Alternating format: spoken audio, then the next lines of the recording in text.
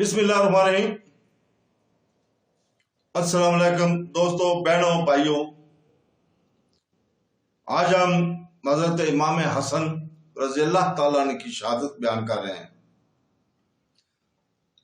हज़रत इमाम हसन रज़ियल्लाहु ताला अन्हु की अज़वाज में से एक यहूदा बिन अशस बिन कैस थी।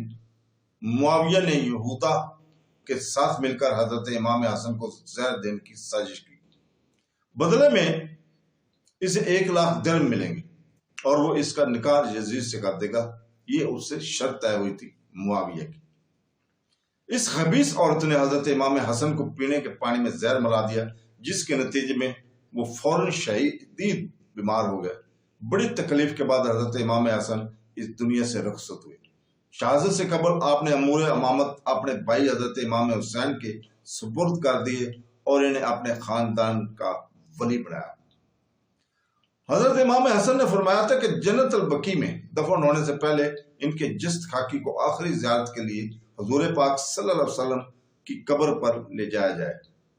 जब बनी हाशिम ने हजरत इमाम हसन की आखिरी ख्वाहिश पूरी करने की ख्वाहिश की तो इन्हें बनी उमैया के लोगों ने रोक दिया। इनका ख्याल था कि वो आपको इनके नाना के पास दफन करना चाहते हैं। हजरत इमाम हुसैन रज़ियल्लाहु ताला अन्हु खून-रेज़ी नहीं चाहते थे, इसलिए उन्होंने हदायत की कि जस्ते खाकी को सीधा जन्नत अल बकी ले जाया जाए, जहां हजरत इमाम हसन रज़ियल्लाहु ताला अन्हु इनकी नानी फातिमा बिनत असद के पहलू में दफन किया गया था। जब वो शहीद हुए तो इनकी उम्र 48 साल थी। जब यहूदा मुआविया के पास अपने इनाम के दावा करने आई तो इसने आप रकम तो दे दी, लेकिन इसकी शादी यजीद से करने से इनकार कर दिया और ऐलान किया कि जो औरत एक शोहर को जहर दे सकती है वो यकीनी दूसरे को जहर देने से दरेग नहीं करेगी।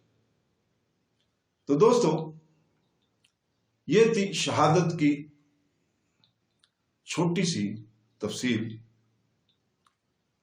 तो बहनों, भाइयों, दोस्तों और बुजुर्गों, कल हम हजरत इमाम हसन रज़ियल्लाहु ताला अन्हु की औलाद के बारे में बयान करेंगे, जिसकी बहुत सी कन्वर्सेशन किताबों में मुख्तलिफ लिखी हुई है।